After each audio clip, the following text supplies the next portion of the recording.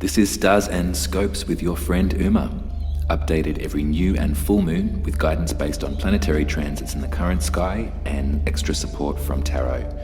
For accuracy, take a look at your rising sign first if you know it, and do feel free to listen to your sun, moon and rising if you'd like the full picture. I've had a bit of a snafu with the audio this week, so congratulations, you can treat yourself to this DJ set as well as your horoscope. All music that I'm using I found over at the freemusicarchive.org, so do check them out if you're looking for some high quality Creative Commons licensed music. Tips are always welcome at buymeacoffee.com/Uma Ruby, but other than that, let's get into it.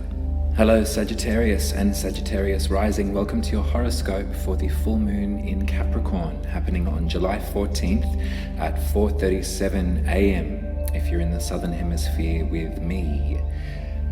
Wow, what a big one. I don't know how much more we can take of this, to be honest, Sag, although you know what, we can take everything that we get. We're going to be fine. We're going to be really, every lesson, every lunation, every transit, whatever, we're gonna work with this really beautifully. Don't you worry about that. The reason I'm probably ragging on about it though is that this full moon in Capricorn is, lovely moment of release, a moment to give back to Luna what we don't need anymore, and to celebrate what we've achieved, and to relinquish all guilt or fear. This time though, the moon is in a conjunction, so bosom buddies, with Pluto in Capricorn. Pluto's been in Capricorn since 2008 and has gently, savagely, as it's moved over the zodiac, invoked some really profound changes and some rebirth, some burning shit to the ground, and then some regeneration to follow that. Phoenix out of the ashes sort of stuff. So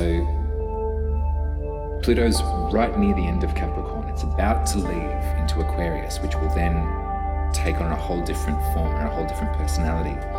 But for right now, Capricorn rules your second house, which is your talents, your money, your coin, your self-worth, your material kind of possessions or capability. So at a full moon in your second, great time to let go any shortcomings or disappointments that didn't happen with that kind of stuff. With Pluto though, it brings about sort of enforced change. So prepare yourself for having to sort of roll with it in a lot of ways. That's not to prophesize any kind of financial hardship or anything like that. I don't work that way, and I don't see that for you. But in the way of your talents, there is definitely something that needs to give. There's something that needs to shift in order to make way for the freshness, for the newness of what's to come.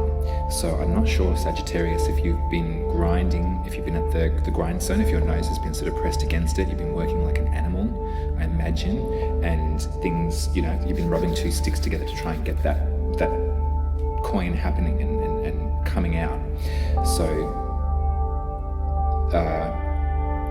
at the moon, let go of the terror of that experience. I know that that's really difficult to say, and friggin' hell, like when we're short on a buck, it can really destabilize us. It can really turn us on our head.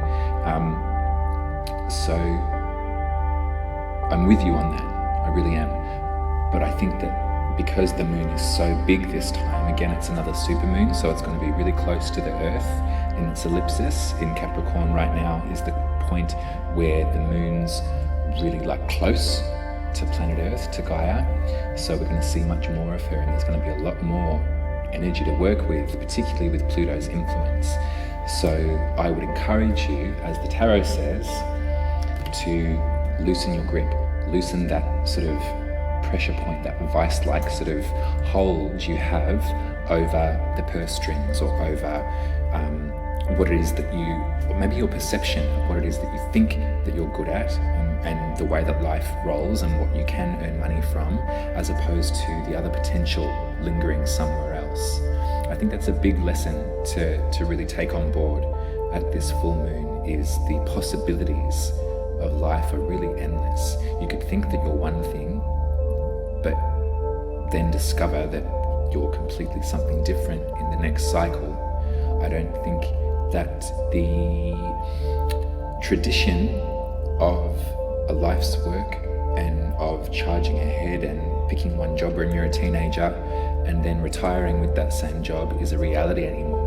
Maybe for some people, but there's a lot of us, and there's a lot of activity in the brain that maybe would go to, for those that are open to it, the option or the divergent path is something that's really coming out. So this is the tarot card for 21 degrees and 27 degrees, the third decan of Capricorn. This card talks all about hanging on for dear life, of really not letting go or not relinquishing control over something physical, something tangible. So if it's a job that you're in that is just driving you nuts and you need to get rid of it, maybe at this full moon it might be an opportunity to start thinking about that as a reality rather than just a source of anxiety. Yeah. That's the moon. The sun is in Cancer, so opposite, at 21 degrees in Cancer. So this is the Four of Cups. This does talk about a meditative state. This talks about taking a moment to breathe and to not take anything more on board at the present moment, but to really assess internally what's going on for you emotionally.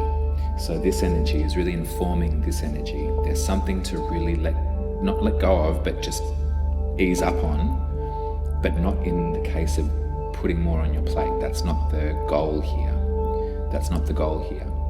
We need to take this moment to really assess and to encourage the rebirth that Pluto is really wanting us to experience. There's another aspect that I'll talk very quickly about that's happening in the sky. It's a square, so it's that right angle point of tension that we've talked about in memoriam this year.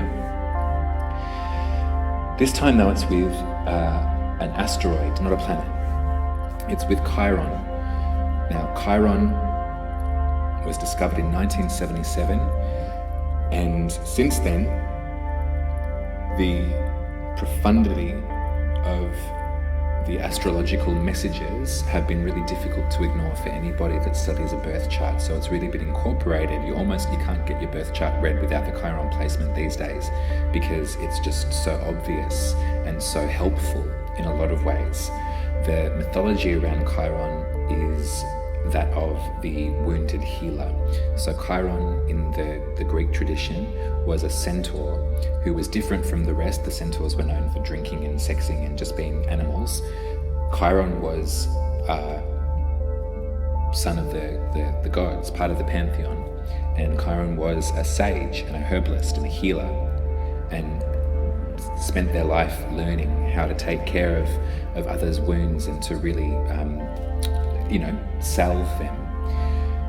They came into conflict with, I think it was Hercules or Heracles, whoever that guy was, who shot them with a poison arrow. An arrow that I think it was, maybe it was Vulcan, I can't quite remember, but someone close to Chiron made this arrow, and they were wounded and should have been killed with it, but because they were immortal, they couldn't die. They were just left to live in agony. And so eventually they pleaded to the gods to let them go, and that happened. And then the sign of Sagittarius was installed in the cosmos. So that's for you, Sag. You've got a lot of relationship with Chiron in your Sagittarius way of learning and teaching and traveling forth and being exuberant and expansive in your energy. The Chiron wound is there at all times. Your whole constellation, your whole mythology was installed in the stratosphere by the gods because of Chiron, in memory to that wounded healer. And right now, Chiron is in Aries, forming this T-square, this pressure with the moon and with the sun. So I wonder if there is, when there's, it's different in your birth chart. We all have the Chiron placements different in different signs and different houses for all of us. Universally, at the moment, Chiron right now is in Aries. The Aries Chiron wound is the wound of the self. It's the wound, it's a very deep internal wound. It's almost something that people recognize because you can't sort of hide it in some ways. There is that sort of melancholy, there's a sad girl nature about Chiron in the first. And that's a beautiful, beautiful, gentle place for you to perhaps receive healing guidance from others. It's a place that it's very difficult for you to heal yourself because of that judgment and because of the deep nature of the Chiron wound. So that's in a square right now with this full moon and the sun, Chiron. So there's a whole bunch of stuff to do with self, to do with destruction, to do with rebirth, to do with your coin, your money, all of that kind of thing. Aries for you rules the 5th, which is creativity and sex and pleasure and love. So that makes me think, I wonder if there's a place in your life, in your creativity, in your pleasure zone, that you're feeling particularly out of touch with at the moment. It's something that's there, it's part of your life, but there's a sense of doubt or insecurity for you around that space. So this moon is encouraging you to look at that and to maybe flip the script a bit, to turn that on its head, to really understand why you're so out of touch with your creative expression, or why it's not feeling the way that it used to, or why you've got no confidence in it anymore, and to rediscover the access to that part of you, because it's really important and it's kind of essential in this life to have access to that. It's another fire sign traditionally, is the 5th, it's Leo. So brothers and sisters right there, what's happening, Sag? Where in your creativity, where's that pain point? Let's look at that and let's physically ritualize this moon if you can. I would highly suggest, and if it's just the one full moon you do it in a year, this Capricorn full moon, because it's in conjunction with Pluto, I would highly suggest stripping off all your clothes, getting butt naked out there under the light of the moon and just feeling it, just really letting that energy run through your body and see what happens and see what effect it has on your conscious awareness of where that pain point lies for you in your creativity and in your confidence, because that needs to be worked on. And it's been a little while as well, Sage. I can guarantee there's been something there that has been a challenge for you. So that's the sky. Let's pull some tarot from Spirit right now to egg you on, to get some little fire under your knickers. So Spirit, what does Sagittarius need to hear right now? After all that we've discussed about the astrology, the profundity of this full moon in Capricorn, the potential and the offer to release, what do they need to hear right now?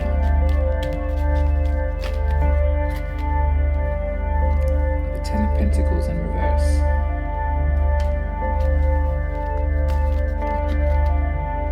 We've got the Page of Swords.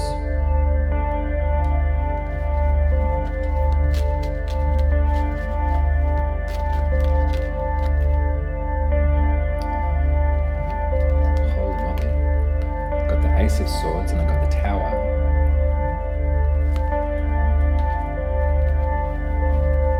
Okay, Sag. So, legacy as you thought you knew it is not the case.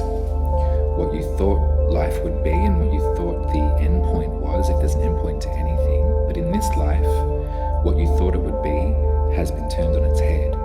The access to happy home, happy family, lots of money, grandchildren, all of that kind of stuff has been topsy-turvy.